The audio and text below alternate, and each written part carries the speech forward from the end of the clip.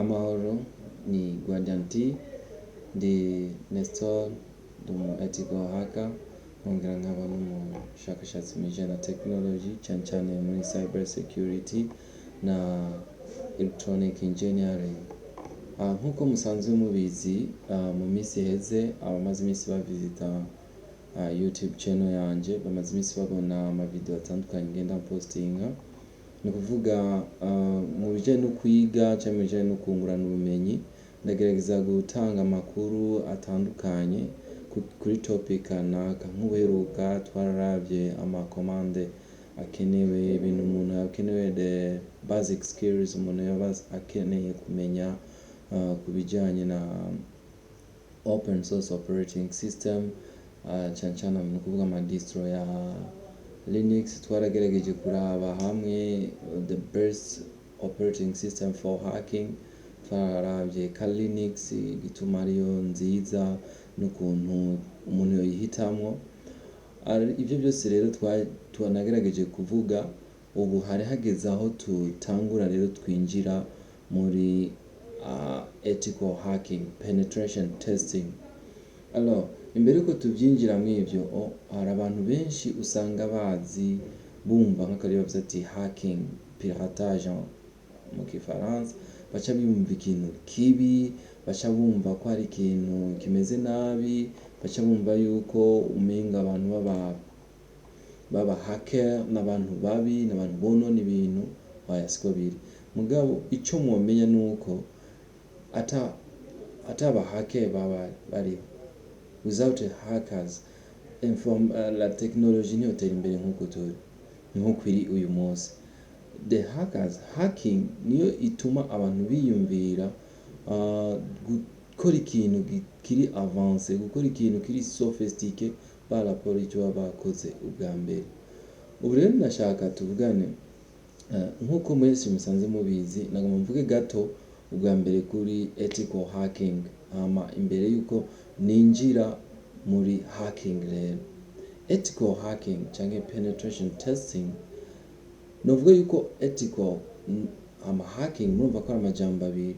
Hacking iyo turavuga to hack ni pirate. Gupirata rero c'est pas domaine informatique gusa.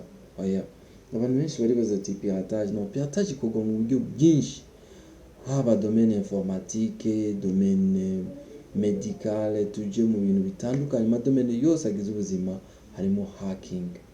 No kuvuga nk'akarorero, ngo mandabe nk'akarorero, ushobora kuba wubatse nk'inzu.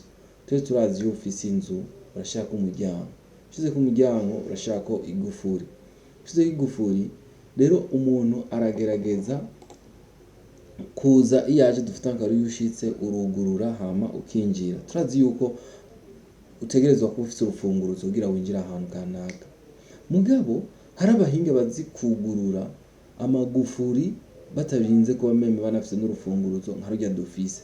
So tugasanga arafise ikindi kintu akoresha, usanga arafise dufite nk'akarorero nka liquide asuka mu igufuri kaca yuguruka, cyangwa ugasanga arafise akantu kakuma yinjiza mu igufuri kaca yuguruka. Alors wowe ushobora kuba uri nyene inzu, wubatse inzu, ukavuga ati kugira ngo mpime inzu yanje bambe yuko ahantu hanje mba hari sekirize, reka ndondere umuntu aza agerageze kugura no gufuri amayinjire, agerageze kugura no muryango amayinjire, kugira ngo ndabe yuko ahantu mba hari sekirize. Voilà. Ni kuvuga kubera permission wahawe na wa muntu nyene yanzu, uraje urapimye yanzu yuko ushobora kwinjiramo, urakoresheje ubwenge ufise, urakoresheje ubumenyi ufise butandukanye kugira ngo ushobore kwinjira muri yanzu. Ngico ico bisigura ethical hacking. The ethical hackers n'abantu n'umuntu aba asanzwe amenyereye ibintu vya informatique. Ni kuvuga avec la permission ya nyene system dufite nk'akarorero the big corporates, canke n'umuntu afise nk'akarorero systeme yiwe kanaka, arashobora kurondera umuntu asanzwe agira ibintu vya penetration testing, informaticien. Ni kuvuga the hackers, iyo tuvuze ethical hacking, c'est pas kuvuga ngo informaticien, nitugarukira parce que nkayi wacu mu Burundi umze ngo umuntu informaticien c'est juste kugarukira ku machine kuko intuntu no. iyo uri umu hackers n'umuntu en fait informatique ni ikintu kiri muri we kuba umu hackers ukuba ushobora gukora ikintu no munsi ukacurindira ngo ejo cyangwa imyaka ihace no umu hackers yamari updated uteza kubugira ubushakashatsi butandukanye kugira ngo ushobore kuba umu hacker novuga ati abushitse cyangwa akomeye. Rero ari ibintu usanga bijyana mu buzima, utegereza kubaho uri ajo mu madomene atandukanye, surtout ikintu nabonye kijyana the hacking na electronics n'ibintu bijyana na electronic, the electronic devices. Utegereza kuba umenya ukuntu zikora, ukuntu zikozwe, ukamenya ama hardware, ukamenya ama component azigize. Comme ça urazi yuko informatique nayo nova ni nka ame, ni nkayo novuga ati ituma the electronic devices zishobora gukora. Muri icyo gihe rero iyo ushoboye kubaho utaja ajour, udashobora kumenya ukuntu apareka nakikora, aho technology igeze, ntushobora kugendera ku rwego rwo kuba umu ethical hacker.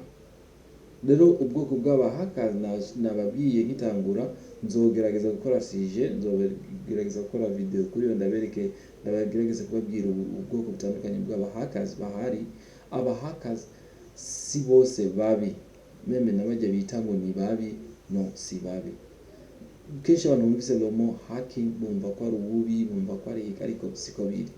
Rero ethical hacking n'umuntu n'umuhinga mu bijyanye na technology ashobora kwerekana faiblesse, the vulnerability ya systeme kanaka, systeme informatique. Turiko turinjira rero muri systeme informatique, akerekana nk'akarati website yawe nubwo wayikoze irafise vulnerability kanaka, ati ntushobora kugira iki, ntushobora kugira iki nkayihungabanya. Mu bisanzwe umu hackers n'umuntu akoresha nukuvuga systeme akayikoresha ibintu itagenewe gukora, cyangwa akayikoresha ibintu itari sanse gukora. Voilà.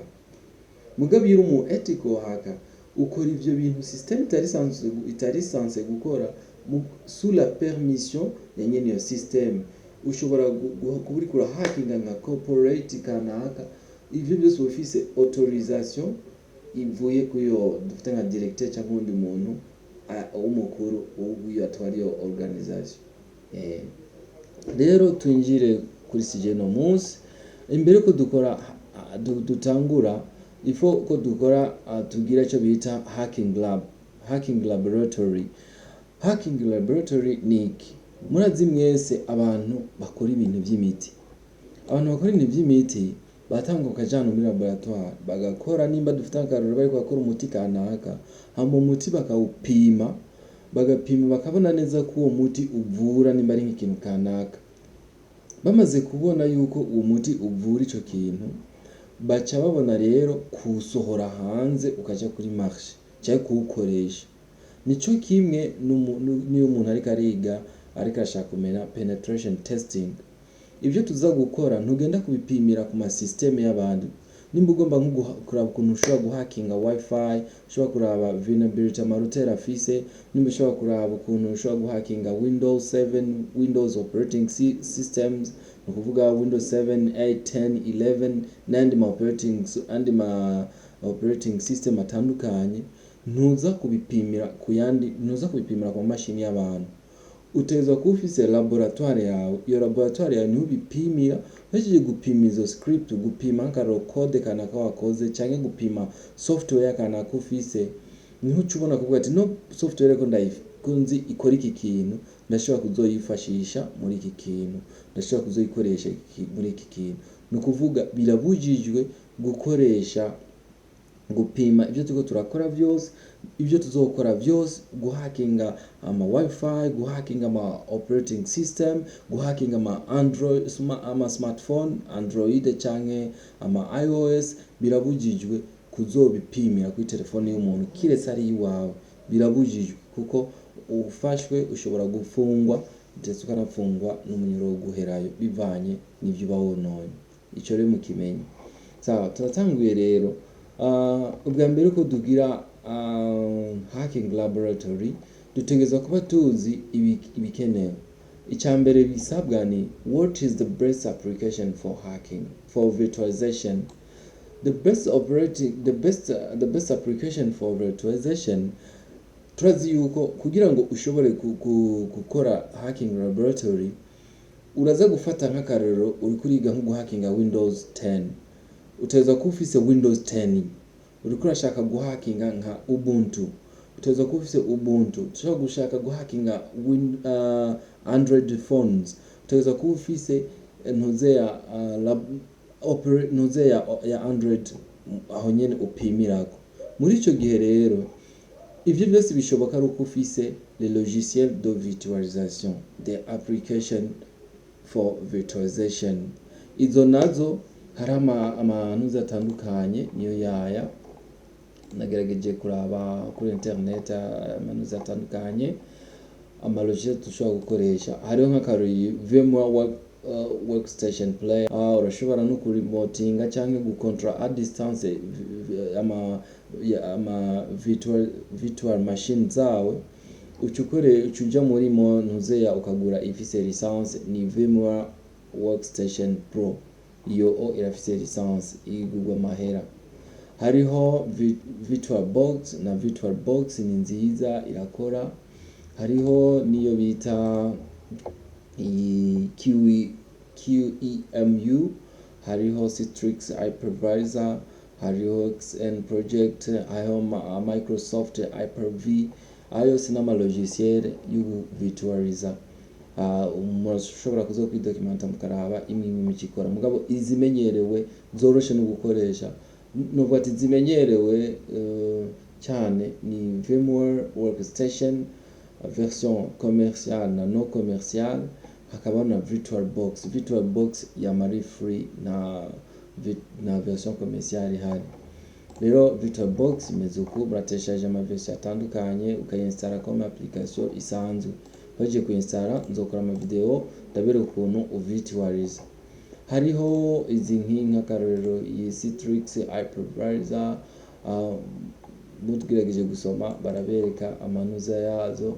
Hariho iyi QEMU, iyi ni ku virtualiza, iyi ni kuzijanye n'ama open source operating system. Ushobora kuba ufise nka main operating system nka Ubuntu, hamugashaka kwinstallamo yandi ma operating system, ucuteshaje iyi.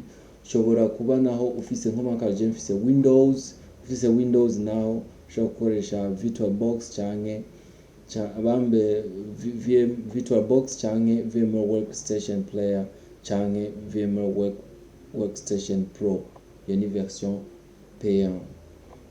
Muri ico gihe canke nk'abantu bafise ama Mac OS murashobora gukoresha Parallel Disk, izo zose zirabafasha. Okay, reka rero turabe ikindi kintu gisabwa.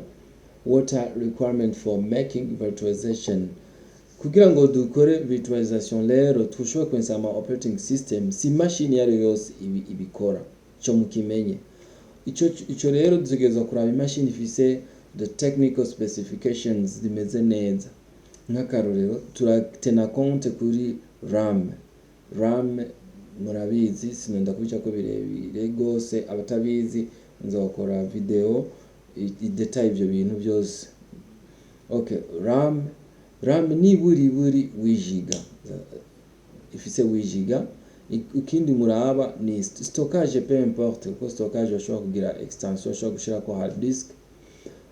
Hama ikindi muraba ni frequency kuma machine amaze kuraba kuma laptop, il faut ko muraba frequency au moins 2 GHz afise kuduga. Iyo mukoresha n'ama desktop ko uzosanga zifise ama 3 GHz, ku virtualiza usanga frequency iri nziza. Ikindi naho ni carte graphique. Novuga yuko kugira ngo ushobore gukora virtualization nuko uba ufise imashini imeze neza, ikora neza. Ivyo nivyo bisaba.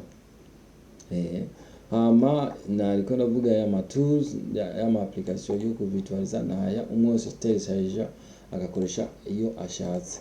Kuba nkaro nka jewe narakoze ndamaze kuvirtualiza iyi ni laboratoire yanje, ndashobora kuyibomora nkongera nkayikora uko nshaka.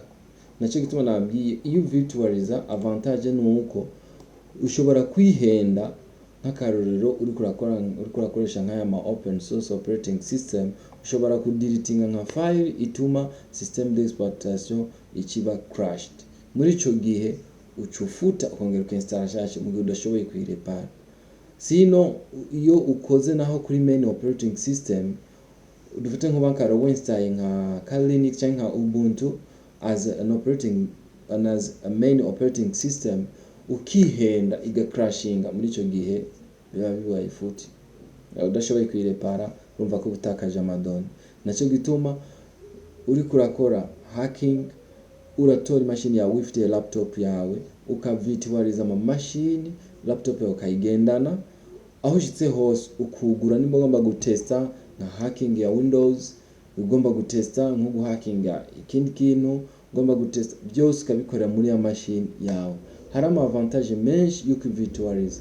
Ikindi no babwira nuko uri umu hackers, ku virtualiza birafasha kuko ivyo uri kurakora ntibidetecta, sinovuga ko a 100%, no, hariho biratusha na hardware y'imashini yawe, mugabo dufate kuri percentage kanaka nko kuri 99% ubu uri protege, kuko bijya bintu buri kurakora biba biri muri boîte kanaka. Rero nubwo buri kuraransa des attaques extérieures, imashini yawe ntiba physically detected, nishobora kuba detected no kuvuga d'une façon physique.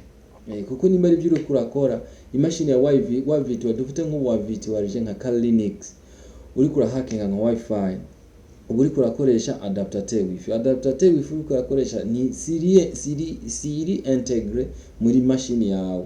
Muri ico gihe nubwo wocu bomora iyo laboratoire yawe, ntibyoroshe gutrackinga, ntibamenya ati ya mashini ari kirakora ibi. Naco gituma kenshi aba hackers uzosanga ba virtualize. Nk'ubu nk'akaro general virtualije Linux ni operating nahejeje kuinstalla, ndashobora kuyigura mukaraba yugurura.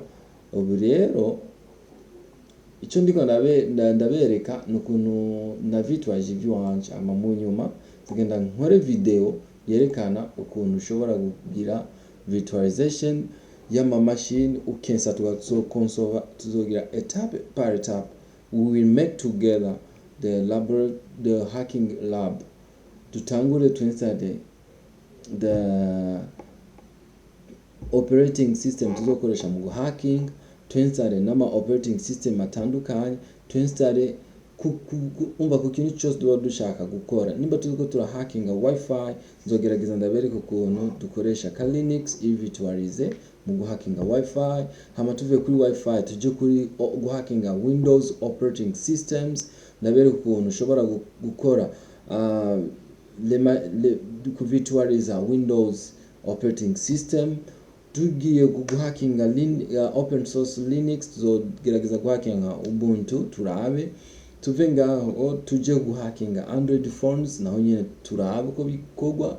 Tuve ngaho turabe ukuntu dushobora guhackinga website, novuga nka server tuzogerageza ku virtualiza ico bita vulnerable machines. Iyo nayo izodufasha gusimira nko kumwengo ni website, ni server kanaka irikira kora. Murabibona iyi ni noza yanjye nagerageje kugira ndi ku virtualiza. Murabona nk'ubu ndiko ndarunninga Linux iri virtual yuguruka na operating system. Nibaza nimba mwagerageje kuraba ahangaha, naba narashoboye ku virtualiza ama machine, ama operating system ashikanga ngaha. Arana 1 2 3 4 5 hazi zose nama machine nama operating system iyi Windows, in Windows 10. Izi zose ndashobora rero kuzikoresha. Ndashobora kuinstallamo n'izindi, ndashobora kuinstallamo nama operating system igihumbi ayo nshatse yose nkaza ndabigura. Bivanye rero n'ukuntu mba mfise imashini ifise technical specification nziza, ndashobora kugurura ama operating system 3 4 5 icarimwe. Muga rero icyo nobabwira nuko icyambere ni imashini. Ana nk'ubu jewe aha murabona ka Linux iraraninga neza atakibazo. Iyi ni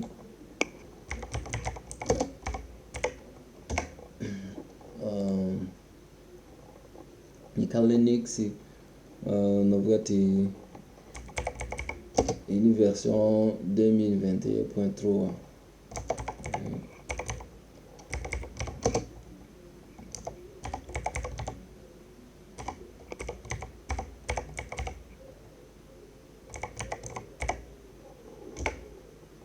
Murabona ko ari 2021.3 version 3. Okay, byari nk'ibyo nashaka kubereka.